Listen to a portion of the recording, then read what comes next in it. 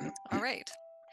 So welcome everyone to the Open Education and Publishing Program webinar today. I want to take a moment to acknowledge that we're hosting this session on Treaty 4 lands. These are the territories of the Nayawac, the Anishinaabeg, and Dakota, Lakota, and Nakota First Nations, and the homeland of the Métis-Michif Nation. I myself grew up in Treaty 8 territory, but have spent the majority of my adult life learning and growing on Treaty 4 lands, and I'm grateful for the life that these lands have provided me. Today, our speaker is Dr. Arzu Sardarli. Am I pronouncing your name right? Yeah, okay. Dr. Sardarli is a professor in physics and mathematics at First Nations University of Canada. Over the years, he has worked extensively with our Open Education and Publishing program. In 2022, Dr. Sardarli and a PhD student, Ida Swan, some of you may know, co-authored an open textbook through the Pressbooks platform entitled Cree Dictionary of Mathematical Terms with Visual Examples. And since that book has been published, it has hosted 8,572 visitors and 20.6K page views, so it's been very popular. And recently, this open textbook was chosen as Pressbooks Book of the Month. So we're happy for the authors for that success.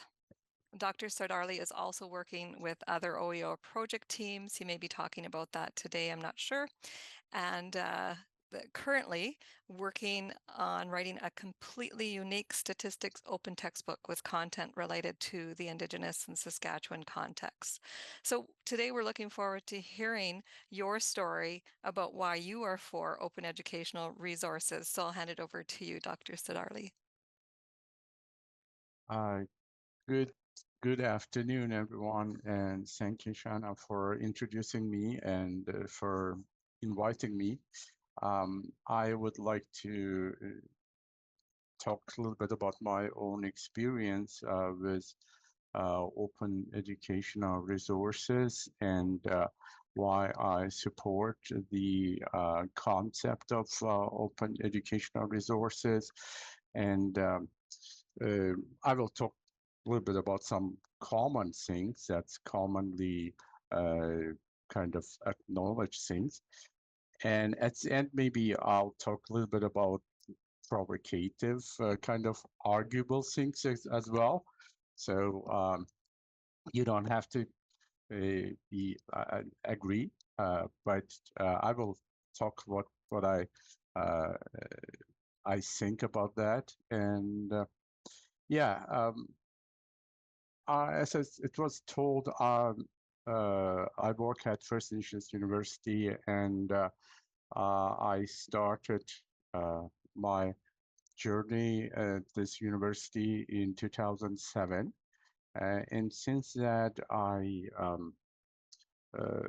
I've done many community-based projects. I do my best to learn about Indigenous way of education, and I'm one of these advocates of using Indigenous knowledge in our teaching of science, mathematics. Uh, but I have I used to live in different many continents and countries, so that's why I have experience from many other universities and kind of cultures. Um, Here is a university that I graduated from. Uh, it used to be called Azerbaijan State University. Now it's called the Baku State University. And here you see the library, the windows of the library. Uh,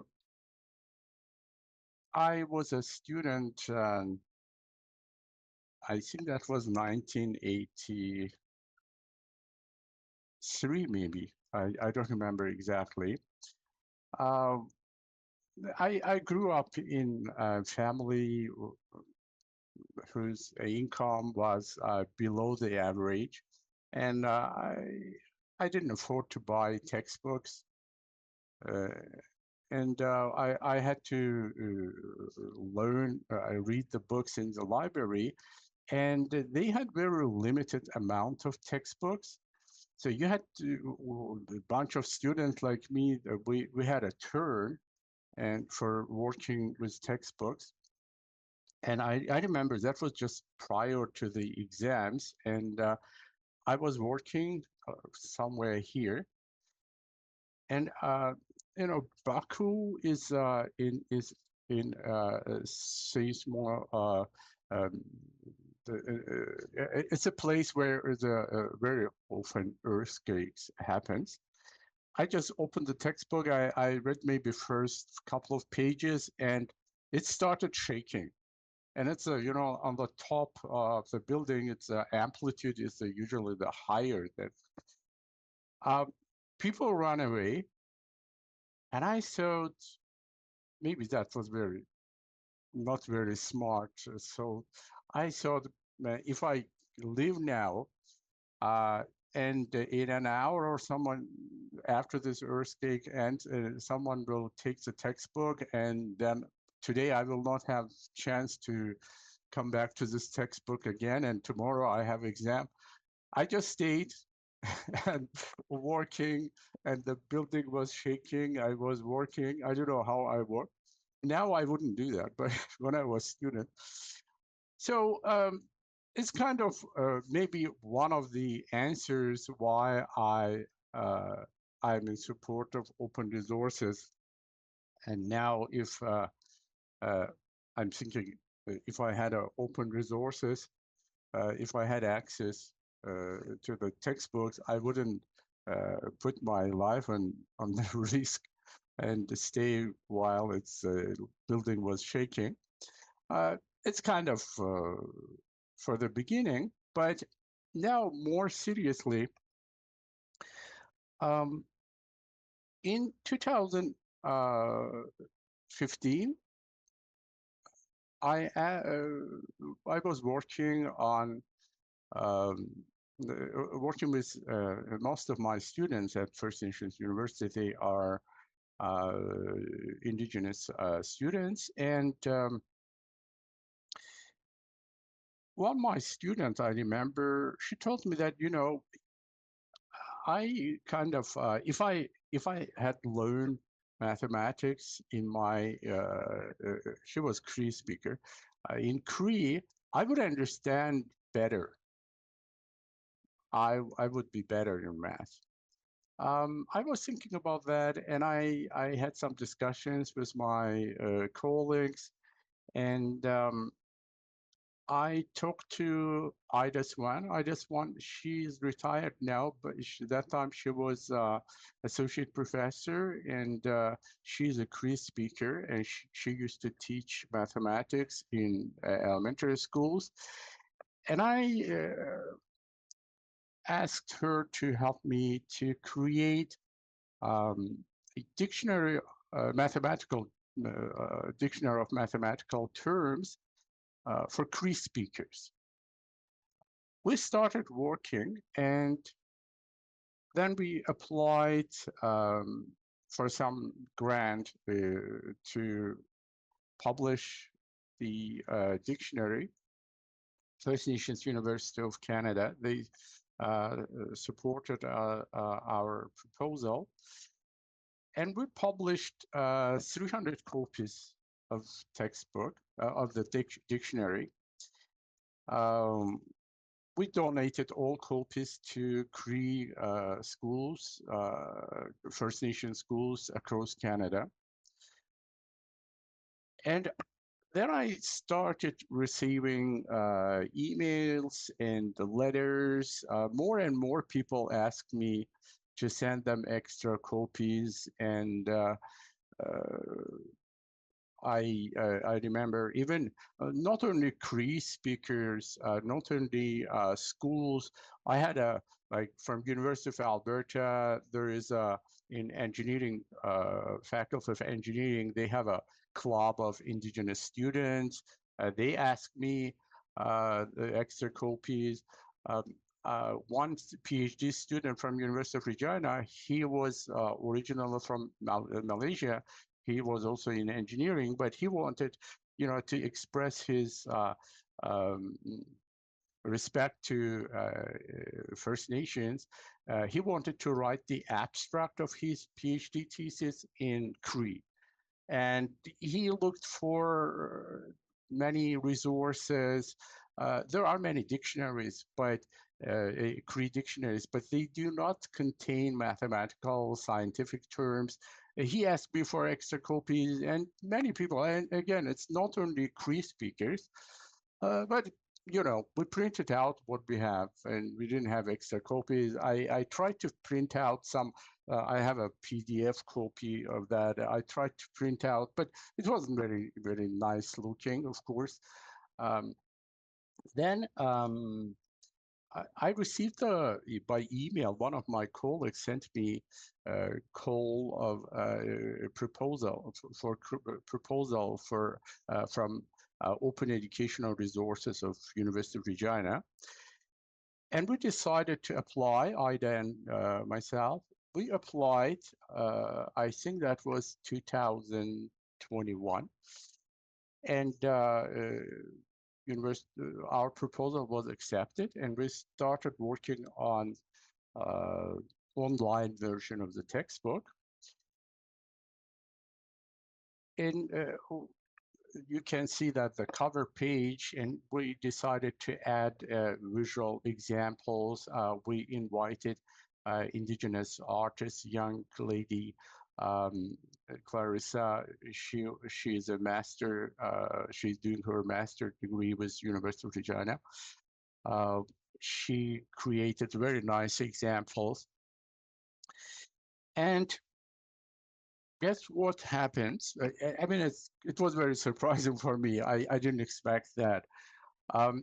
First day, I posted the link to that resource on my Facebook page.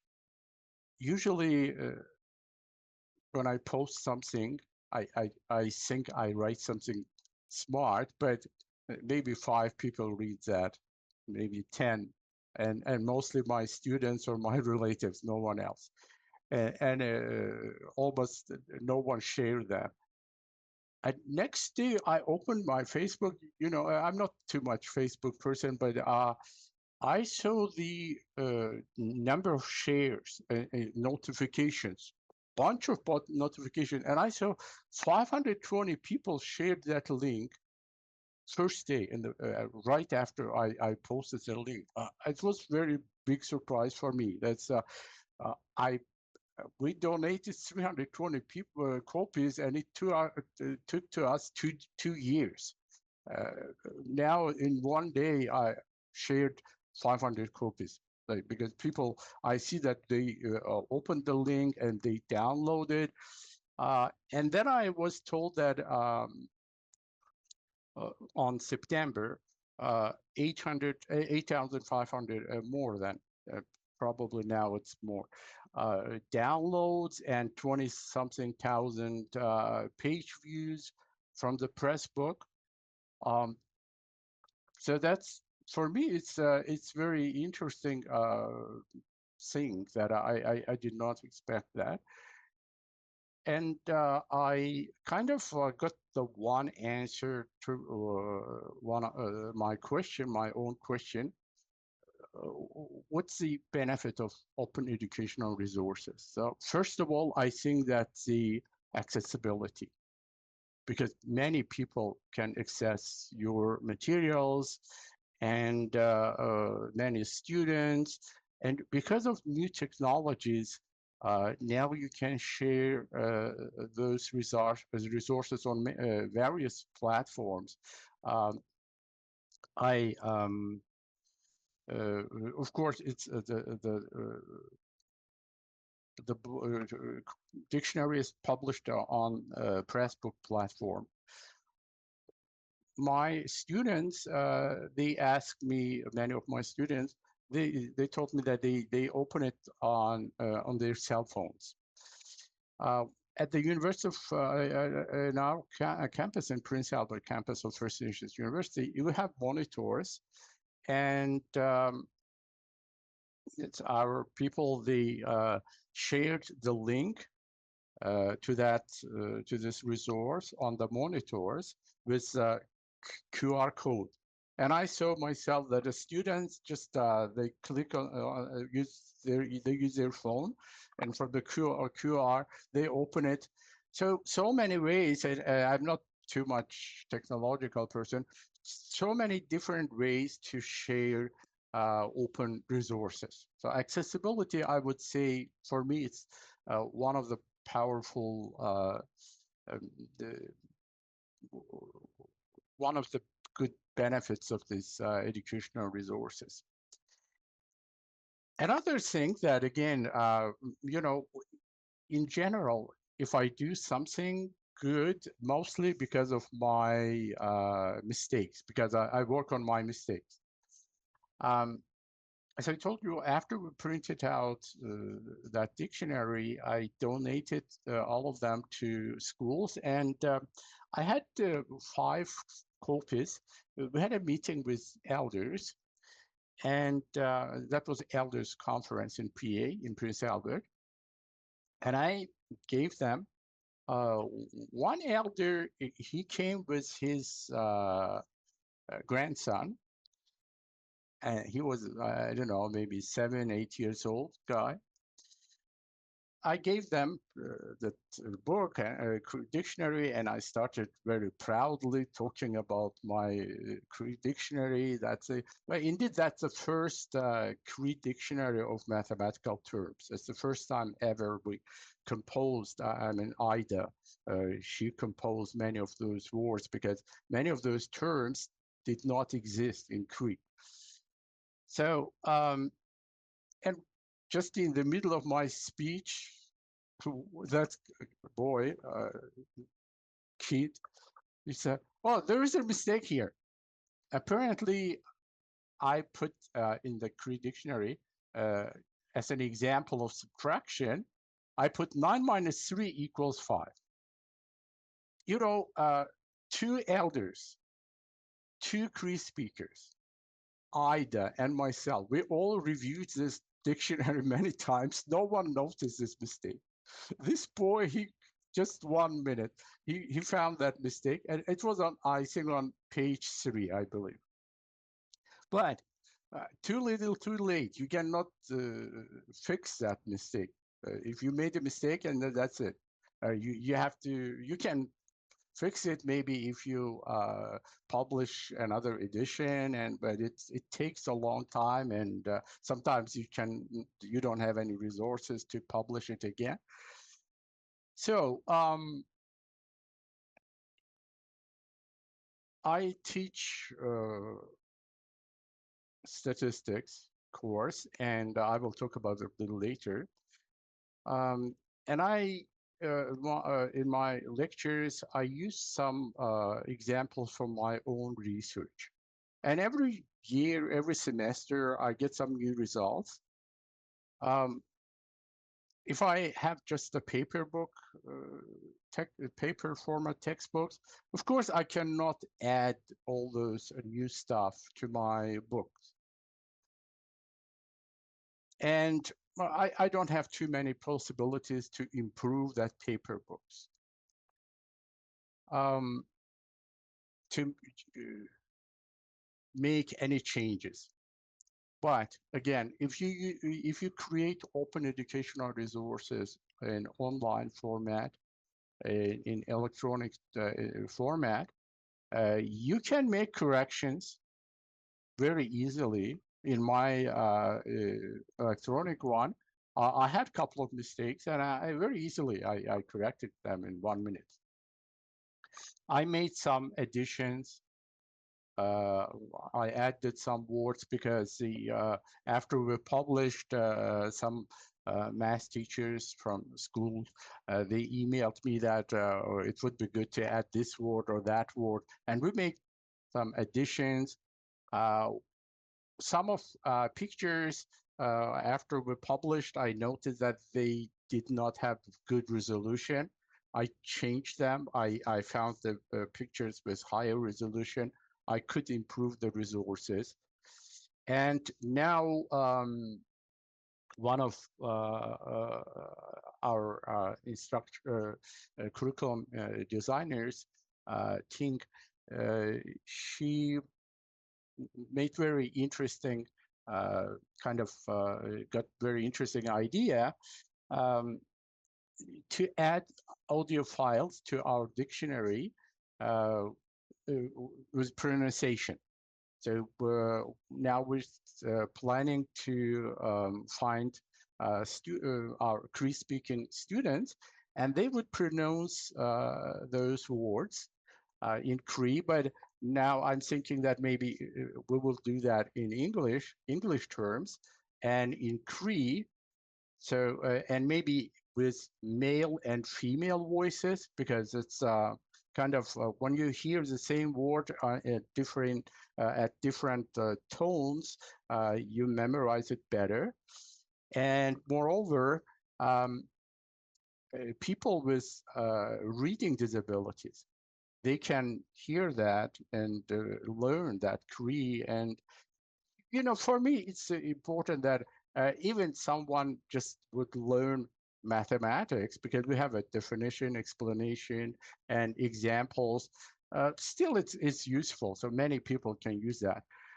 Again, all these resources, all these additions cannot be made to the paper format, or even if that is yeah, there are some electronic textbooks, but they are closed. They are not open textbooks. You cannot do those changes so quickly. But with open educational resources, you can do that. You can modify. So a possibility of quick modification, it's again, another advantages of open educational resources. So those are kind of good reasons, good sides of open educational resources. But there are also some, still, these are opportunities, but these opportunities caused by some problems. Some years ago, I read an article that was about case studies. It was published in Toronto Star. Um, the study was made on in 2016, but I read that. I remember that was pandemic time. According to those studies, nearly 40% of Canadian post-secondary students experience food insecurity. So, I mean, if someone experience food insecurity, definitely not able to buy the textbook. I mean, food is always number one priority. This is just a case study. This number can be argued, maybe not 40%, but even if 10% is too much. On the right side, you see another diagram, but this is more reliable information. It's according to the 2016 census of Stat Canada. You see Indigenous populations living below the poverty line in Canada. This is by provinces. See Manitoba, Prince Albert, Saskatchewan, it's almost 30%, and so on. So this is the best is Newfoundland and Labrador is 17%. Of Indigenous people, they live below the poverty line, and in our university, as I mentioned, most of students are Indigenous. So it means that almost each third or fourth student of mine simply cannot afford to buy the textbook. So open educational resources, of course, make our courses low cost. And I do my best, at least I achieved that my goal, all my math and statistics courses are zero cost because of open educational resources that my students, they don't have to buy any textbook. So these are kind of accessibility and possibility of quick modification, low cost. I would say three main advantages of open educational resources. There are many more. I try to list them. Possibility of developing customized resources, because when you create open educational resources, you can collect materials from other open resources and customize them. Uh, for example, again, I will later I will talk about that. I'm writing the statistics textbook. Mostly, I try to use Saskatchewan and indigenous content. But if someone wants to use that textbook, let's say in Mexico, they couldn't make changes, and even using the same numbers, they can make changes to terminology, to names of cities and everything. It can be customized. Um, a very good thing, I find it very helpful for myself that I always ask my students about their opinion, what they think about this resource. Maybe they want to add something. And again, from my own experience, in my Math 103 course and calculus course, I talked to my students about one of my projects I've done in Kakuşta First Nations community. That's about mathematical modeling of water quality using indigenous knowledge. And I talk about that, and I show them some pictures that I made, pictures of elders that I interviewed. And the years after that, I met one of my students. She told me, she's now as a businesswoman, um, she told me, the only thing that I remember from your course, that was what you talked about Kakuşta. I asked her why. She said, because I'm from Kakuşta.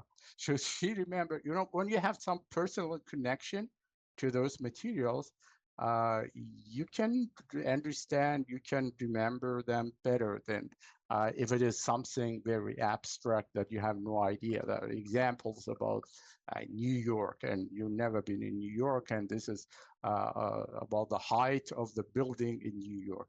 And you will read it and then forget it. Another, again, the advantage of open educational resources, augmentation with other course materials. So I can easily, and I do that in my teaching, when I teach physics, mathematics, and statistics. I can use the same model, the same resource if I, let's say, created one example. It has some mathematical aspect, physics and statistics. It can be used, and I can combine them. I can use, sometimes it happens that I see, okay, one of my colleagues from Sri Lanka, she used this example, and I like it, and it's open resources. I use it in my class too. Maybe I may change a little bit, but I can use it. So these are, again, just I listed um, some of the advantages, some of the opportunities that open educational resources provide. Now I want to talk about some maybe arguable things, but I will be very sincere, and that's what I'm thinking. Maybe I'm wrong. I hope you know Newton, even if you don't remember, even if you don't know Newton's. I'm sure you heard about Newton laws in physics. Newton's first law, second law, third law, and Newton's law about the gravity, gravitation, and so on. He was a very famous mathematician, physicist, astronomer, English mathematician. Um, and he actually he was one of the maybe so-called first of Western scientists. He tried to explain, words structure, and again, he was very famous, and one of his colleagues, he wrote him a letter that he made a compliment, and he answered to his colleague. He said, "If I have seen a little further, it's by standing on the shoulders of giants." So he was probably very kind of modest person, uh, and but indeed, in his works, he referred to previous works of previous scientists, mathematicians, and etc. But actually, I found that uh, these are not his original words. Actually, this sentence, this metaphor, was used way before, approximately 500 years before Christ. Um, and that guy's name was Christianus. He was born and lived in now it's called that city is called the Churchill or Churchill. I don't know how to pronounce it, is in Algeria. And he is known as probably first person who wrote the book about Latin grammar. And it was basically the textbook. And it looks like he told first, at least it's known as a first written down metaphor about on this topic, that standing on the shoulders of giants, that was his metaphor. Now, I mean, the message is clear, right? They both say that, okay, so yeah, we did something good, but we basically continued or were based on previous knowledge that was collected by our ancestors and etc. Now, when we write the textbook, what portion of the textbook is a really, really original? I'm working on a physics textbook as well with my colleagues from UFLAR.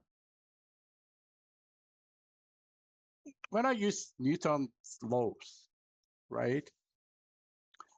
Uh, and we use Pythagoras theorem. You know, many things that basically they are not new. Yeah, we do some original things. We do some create some examples, and again, it's arguable. I put that here, arguable. I'm not telling that it's 100% I'm right. But I think there are some kind of moral obligations. If I produce something and I use many things of other people, can I say that this is entirely my textbook that I created myself? Do I pay Newton when I write the textbook? When I refer to his laws? Because that's his idea. All my examples are about that Newton's laws. And so it's kind of little, it concerns me. And specifically, if I make money, I haven't made any penny on textbooks if I write. That's for sure. That's why I think I have some moral rights to talk about that. Maybe some of my colleagues will definitely would disagree. Another thing that is, see, some textbooks, with all my respect, I see 11th editions, I don't know, 12th editions of the textbook, basically the same textbook, just, they make little changes. Think about it used to be the idea like refurbished computers. They always are cheaper than original one, right? But if you look at the new editions of textbooks, they get more and more expensive. First edition, you see that it costs $150. Second edition, 170. Third edition, 180, and so on. I understand that they consider this inflation and all those type of things. Another thing that is, many of those textbooks are based on lecture notes. I remember when I started teaching at the University of Alberta in Edmonton, uh, I started with teaching with electrical circuits. And there was one old professor, he was retiring, and he gave me a huge binder of his lecture notes. He said, I started collecting all these materials. I received the first one from my PhD supervisor. He gave me when I started teaching. And over these years, I added and see this, it was a really huge binder. And I'm giving them to you, and of course, for nothing, free of charge. These are my lecture notes. Again, I'm paid for my lectures. My university pays me, right, for my lectures. If I publish them, I will make additional money. It looks like I sell the same product twice for additional money. Again, I don't know, is that right or no, right thing or no? I'm not a lawyer or I don't understand much about those. These are very moral things. That's like someone can, uh, you know, accept someone. No, that's again, it's arguable things. But for myself, I cannot kind of force anyone else. But I promised myself that I will never publish any textbook educational if I uh, create it based on my teaching, based on my lectures. I will not make money on those products. I would be happy if someone just give me credit by mentioning my name, and because this within this license it's doable. Uh, but I'm not going to make any money on those things. It's just my own kind of promise to myself. And here you see that the resource that we are working on now currently, um, it's introductory statistics. I'm writing that along with my colleague from University of Regina, with Dr. Andrei Volodin. This is,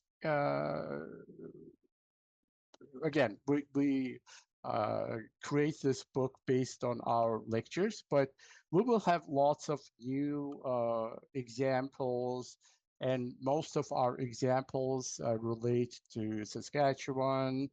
It has indigenous content. For example, in probability section, we use examples about indigenous hand games. I hope to finish our work on the text by the end of this year, and next year I hope it will be ready for publishing. And because it's for me, I consider my books as my kids. I love it now. Even it was not has not born yet, but I love it. So uh, writing the book, it's unlike the child, it takes even longer than 9 months. So if you love your child those 9 months product, so imagine how much you like your book, because it takes years. But it will, I hope you will see that textbook, and you will find, gas stations in Regina, or indigenous communities in Saskatchewan. You will see lots of familiar things. That's a one of the I like reading the novels, books of Canadian writers, because I hear lots of familiar things. That's like Tim Hortons, sort of some one of the heroes says, okay, so one of the characters says, we met, I met that girl in Tim Hortons, and I love it because I know what Tim Hortons means. So our book, it will include those type of things. That's why I hope you will like it. But but again, the good thing is that anyone can use that one. It will be published, I hope, on a press book. And by the way, University of Regina supports that within the Open Educational Resources Program. They support this project. Someone in Europe can take the book and make some changes, and use those examples in their teaching. Uh, I'm not telling that it's uh, ideas, statistics is the same. Doesn't matter where you teach. But when you make it kind of user friendly, reader friendly, I'm pretty sure students will enjoy it, and it will be more helpful to understand the concept, and to understand the ideas.